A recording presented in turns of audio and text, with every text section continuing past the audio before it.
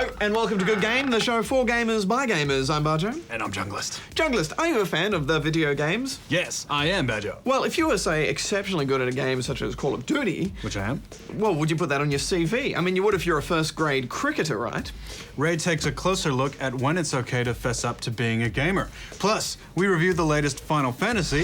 This time, it's a fighter in the form of Dissidia.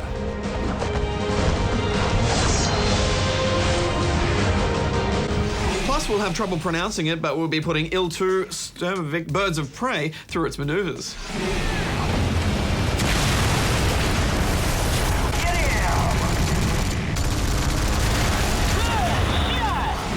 And some of the tastiest games of all time. This is a very famous sound effect, but what does it mean? And again? Answer at the end of the show. News time. Jazz fingers.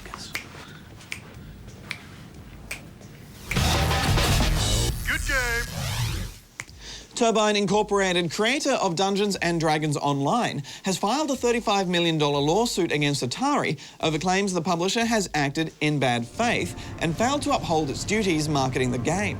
While Turbine recently extended their agreement with Atari to the year 2016, at the same time as relaunching D&D Online as the free-to-play Eberron Unlimited, they now claim that Atari has been secretly enacting a spooky-sounding termination strategy on the game. Turbine's suit alleges that Atari is trying to clear the way for another D&D licensed MMO, rumoured to be based on the Neverwinter Nights brand, purportedly in development at Cryptic Studios.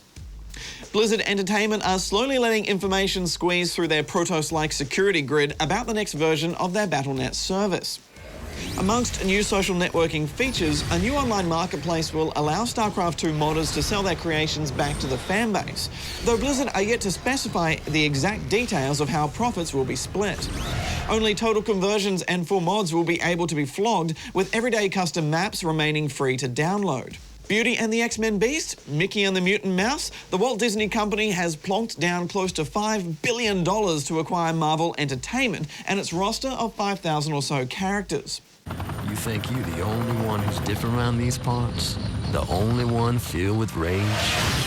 Could this be the start of a cavalcade of crossovers? Will Disney's corporate vision take the edge off Marvel's occasionally gritty graphic novels?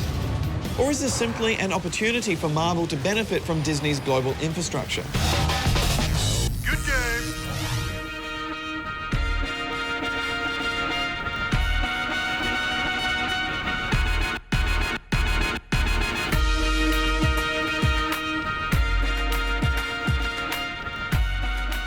The world has already seen previews of the next two Final Fantasy games, but they're still a way away. So to tide you over comes Dissidia for PSP. In a nutshell, take every major Final Fantasy character and throw them into one fighting game. That's right. Create a cage match between Cloud and Sephiroth if you want. Or Cloud and one of the good guys. Or Cloud v Cloud. It's unprecedented to have these matchups, and you'll square off in classic arenas from the games.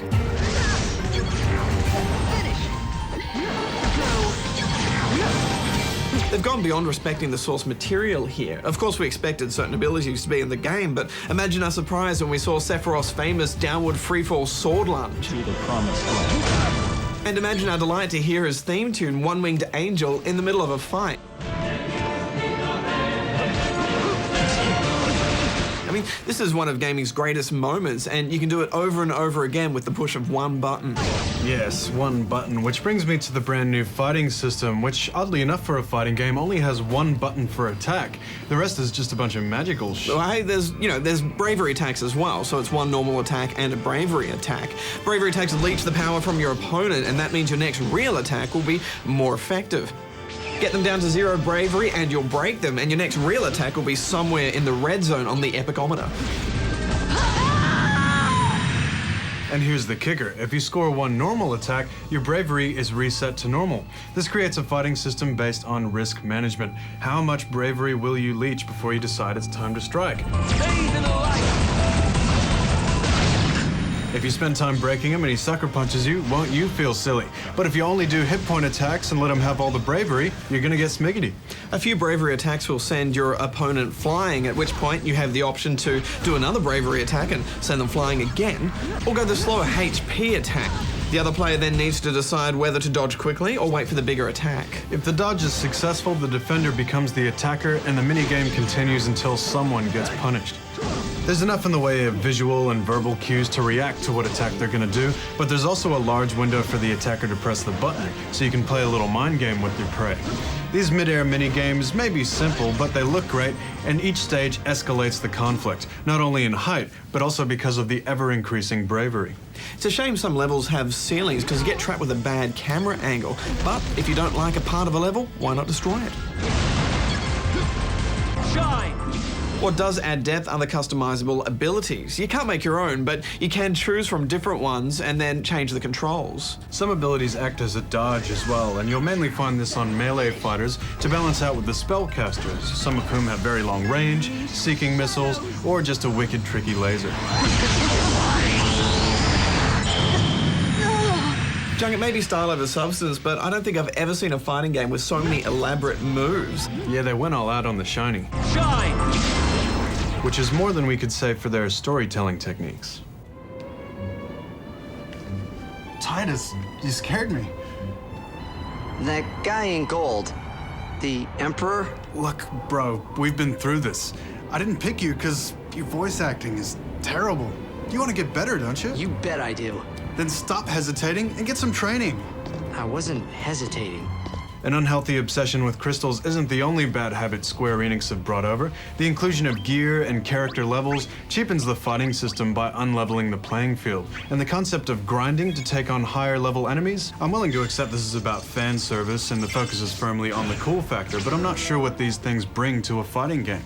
This is a genre about quick reactions, knowing the combos, and at higher levels, mind games. I shouldn't have to break through a wall of numerical modifiers to get to the fun. That's RPG stuff, man. Leave it at the door.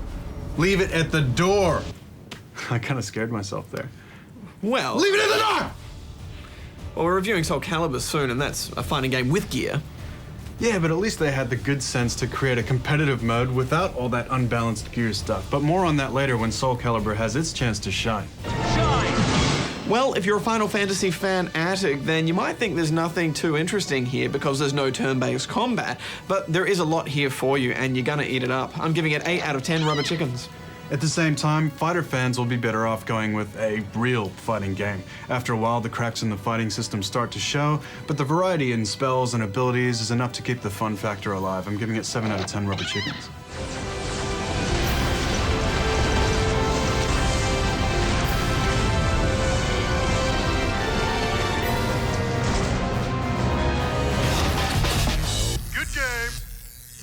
Food's been a vital part of video gaming since Pac-Man gobbled cherries for bonus points. But only a few brave programmers have had the drive or the hunger to dedicate an entire title to eating. In 1982's Burger Time, Peter Pepper is a man on a mission. To satisfy your culinary desires, the fearless chef will climb ladders, stride across giant ingredients, and attack walking hot dogs with pepper.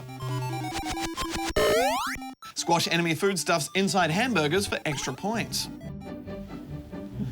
And people say those old games make no sense. If only they made a sequel, Hot Chip Time.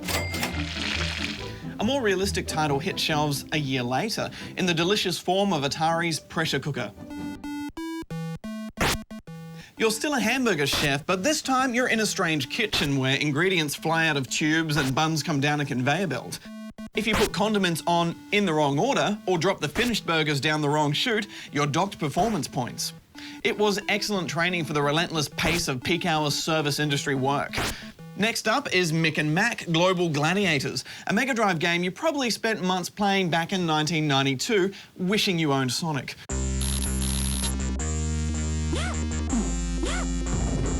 Heroic teenager Mick, or if he's off sick, his buddy Mac, leaps around grotty green platforms, firing cleansing goop at evil spitting blobs and smashing machines custom designed to generate slime.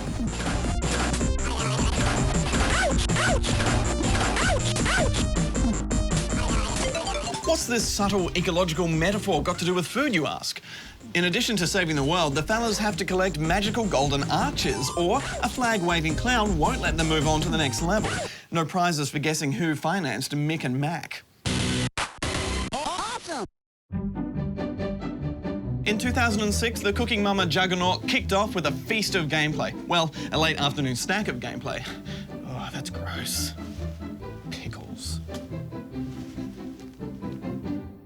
Part minigame collection and part starry-eyed Japanese kitchen insanity, Cooking Mama dared to ask the question, why whip up a real-life pork curry when you can just do it on your DS?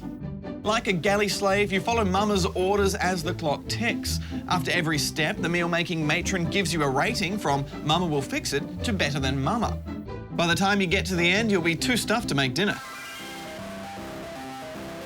Finally, a full-bellied salute to those characters who, like us, need food to do stuff. But while we have to save up our cash and call the pizza dude if we want to eat, our video game compadres can get a meal in a brick, out of the sky, on the ground in ghost-filled dungeons, in conveniently placed crates, in the middle of the road, from a friendly mage, or even in the garbage. Tasty. Good game. Over the last few months, we've been going through tons of iPhone games to get a feel for the platform, and the strengths are definitely in the touchscreen and the digital delivery system, but it's also a very cluttered marketplace with lots of clones and just crappy games that's really hurting the platform. Still, there are some fantastic ports that are much better than their DS and PSP counterparts, such as Puzzle Quest and Assassin's Creed. And more developers are choosing to make games exclusively for the iPhone. The first we're going to look at is called Spider, The Secret of Bryce Manor. It's about a dirty little spider on a quest for food. There's quite a lot of buzz surrounding this game about how it tells a story in a really unique and artistic, unfolding way, but I just think that's a load of fancy bollocks, John. Fancy bollocks, old boy. Pip, pip, tip, tip. It's a game about a spider eating bugs. You can construct webs by making 3 points to catch your prey. There's secrets to uncover, and even the odd light switch will attract the attention of moths.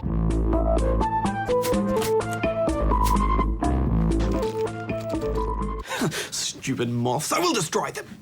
Nom nom nom nom nom nom. Some areas are slippery and you need to get creative with your web design, but it never really tests your engineering skills. And some bugs need a bit of encouragement too. Adventure mode is way too easy for experienced gamers. Spider is definitely in the casual arena, but for high-score freaks, there's plenty of ways to boost your multipliers and compete on global leaderboards. Achievements are strangely rewarding, and the game's pretty forgiving if you connect a bad thread. You don't need to trap every bug to progress either.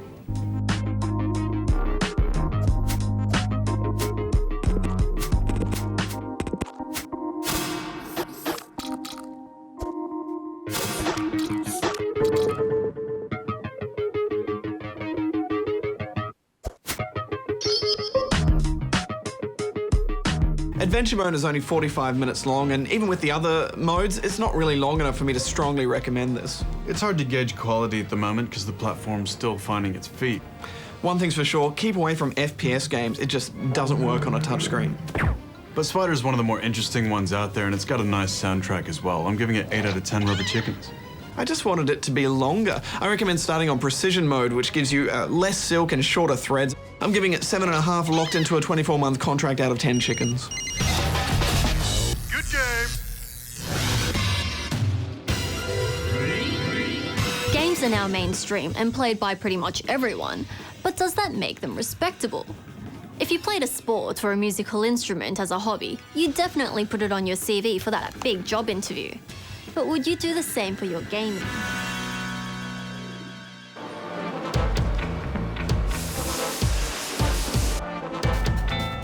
Dave Elliott is a service engineer, and he's also a gamer.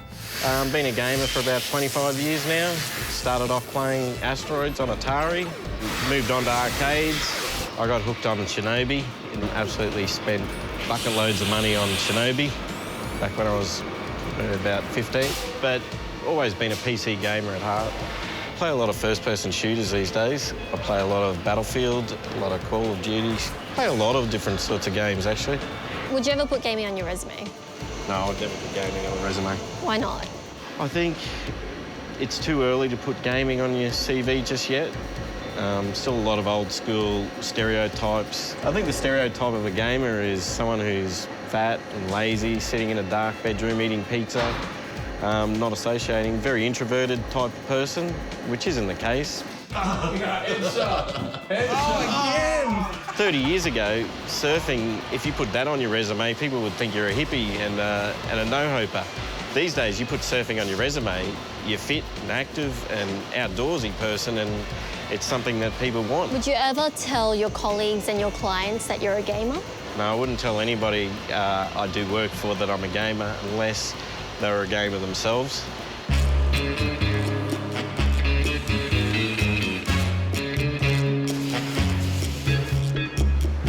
Thankfully, Dave did find another gamer in his workplace, and it just happened to be the boss of the workshop. I know Dave through a contractor of mine. He comes and fixes our CNC machines. At my workplace, I'm actually the IT manager, so I do all the networking, all the computer repairs, new computer systems, all that kind of stuff. It all came back from mucking around with computer games in the first place all those years ago. He tried the hop, didn't work. Did you know he was a gamer before he started working with you? No, I had no idea. No, it's not something we normally talk about. No, not in the workplace. Not in this industry, really, anyway. I think the industry's dominated by the old school, rough and ready type of person. They don't understand what computer gaming is. They think these days computer gaming's for kids. If gaming isn't a respectable hobby in this industry, is it acceptable in any others? I went to a professional recruiter to find out. Michelle, nice to meet you. You ready for your interview? Yep. Come on through. Do you think gaming is respectable enough to be put on your CV? I haven't come across many that have actually put it on their resume, to tell you the truth, but I think these days gaming is definitely respectable enough to put on your CV, as long as the person is committed enough to be able to justify why.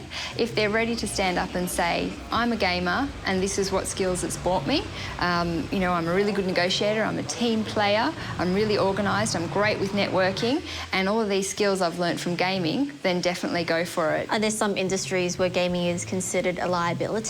I think that gaming probably wouldn't be helpful in areas such as the fitness industry, for example.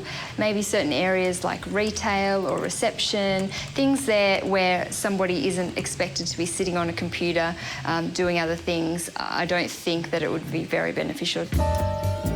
Of course, there are some success stories. Thomas Amati is currently the general manager of Microhire, but once upon a time he landed a job because of his gaming skills. So I'd been to a first round interview with the owner of the business, and he invited me back for a second round interview, which was with a panel. We needed a business development manager here, and so what we did was advertise it like anybody. And he was sitting down there in the interview room. They asked me the question, what do you do in your spare time? And I said, oh, look, I like sailing, I like golf, and yeah, I'd like a bit of computer games and like online. I didn't even say online, I said I like computer games. And he said, oh, I'm a guild leader for a WoW clan. Didn't expect anyone at the table to understand this. And he said, oh, really, what's the name of the guild? What game are you playing? I said, oh, OK, this is going badly. And I had to explain to him what WoW was. That's right. It was World of Warcraft, and they all gave me this puzzled look. I said, it's OK, he's normal. But what was good about it was that your organisation skills for organising a guild was what we wanted for a business development manager. Set targets, go after them, deal with people, go after sales, that sort of stuff. Yeah. It was like corporate rating in a WoW way. Yeah.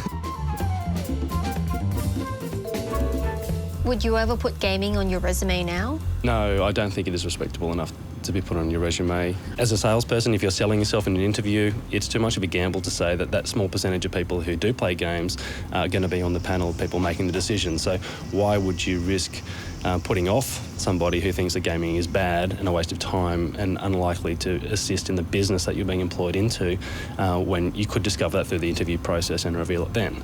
I did it once about 3 years ago for a company in another part of the country, and I got the job. And they were very impressed that I had the guts to stand up and say, you know, I'm a gamer. It depends on the company you're going for. If I was going for a job as a lawyer, it might be a bit different. But as a designer, I can probably get away with a bit more creative side of things. So gaming might not be respectable enough to list as a hobby on your resume for every kind of job. But with a little time and more gamers in the workforce, gaming might just get the respect it deserves. Good game.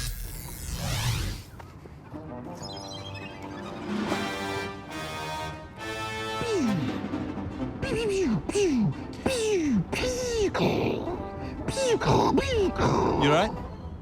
Yep.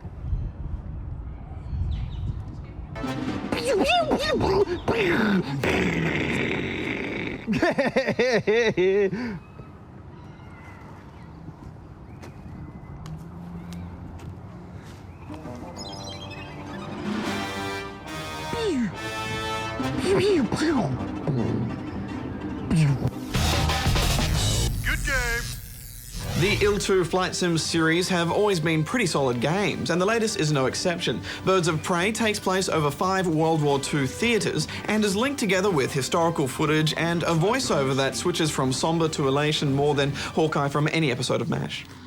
We joined forces with 46 Squadron today, and there was a fair bit of banter and competition among the ranks.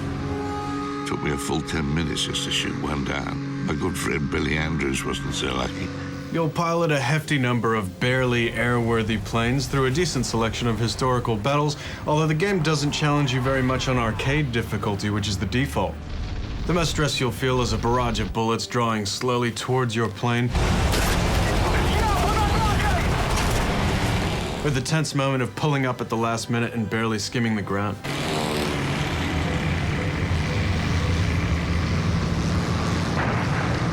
In arcade mode, you have a choice of unlimited lives, and this means it's kind of hard to fail most of the missions, and this lack of threat really hurts the game. You can choose less lives for a mission, but why would you? For extra points? Blah. I do like the way that the bullets tear up the wings, though, as you're flying, Jung, and as you get stuck in combat, and the mini HUD, which shows your bomb's success or failure, is awesome.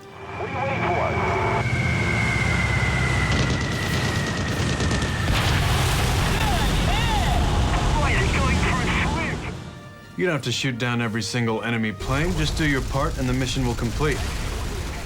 Once you realize the game's asking you to make your own fun, you stop worrying that the majority of the missions are bombing runs and you start just getting into mischief wherever you can.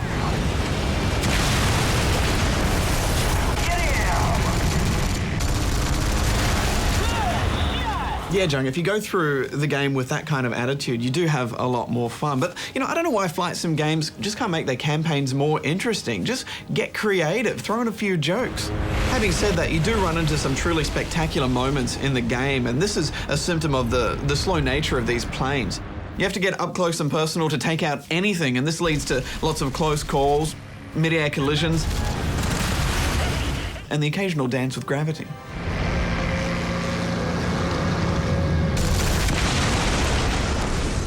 Also, because you're not going Mach 5, the hardware has time to render some lovely scenery, and you'll want to check it out. From the smoke effects to the grid on the windscreen, it's a feast for the eyes.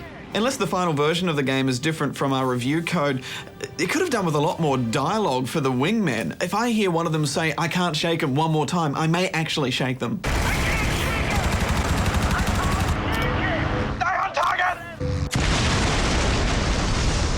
You cycle through enemies by pressing X, and from there you can order your co-pilots to attack. They're reasonably helpful, much more than those Hawks guys, Badge. I think they were shooting blanks. Yes, they were full of suck.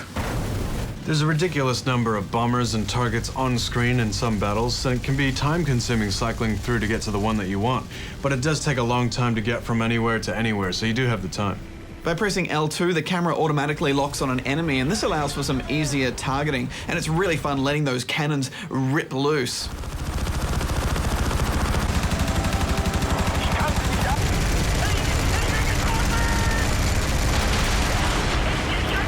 It also adds a beautiful cinematic feel to the action that you just don't see in other flight sim games. Planes tend to level out automatically, which is a bit weird at first, but I guess it was designed for controllers rather than joysticks. Some planes handle very differently, which you especially notice when you're trying to pull up from an over-ambitious bombing run. You'll probably crash into a few barns if you decide to land the plane after every mission, which we did because it's awesome. This is a simulation game at its core, so most of the effort's gone into the accuracy of the aircraft and the physics of flight, which you really notice when you try and throttle down and glide along for a bit or turning at low speeds. By completing all the tutorial levels, you unlock realistic and simulation difficulties, and they're really, really hard. In realistic mode, plane damage affects maneuverability and also a lot of the HUD options are turned off. But if you're not really, really smooth on the controls, and I'm talking really smooth, you're going to be doing a lot of this.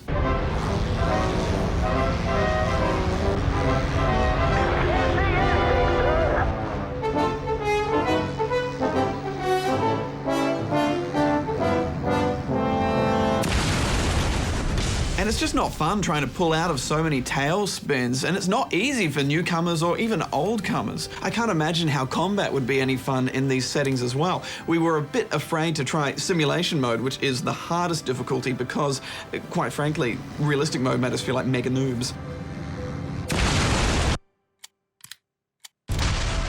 It's baffling to me why they didn't just let you select which hardcore options to play with. Yeah, it's a real shame that the difficulty was focused on unlocking simulation modes, just learning how to fly the plane as opposed to harder difficulty. And the AI is there. If you do a custom training mission, you can bump that up and it's really fun, and there's some fantastic weather effects too. There's nothing like busting through a massive storm into the clear open sky.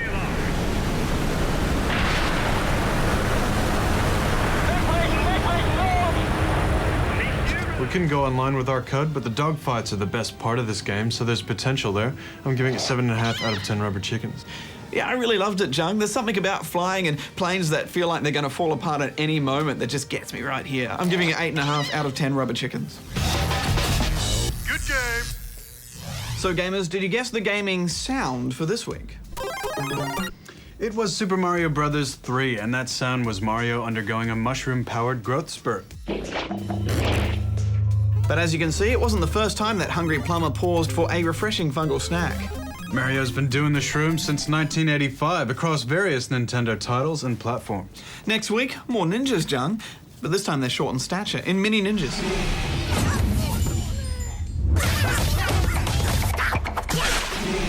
And Champions Online, the superhero MMO that lets you design your own nemesis.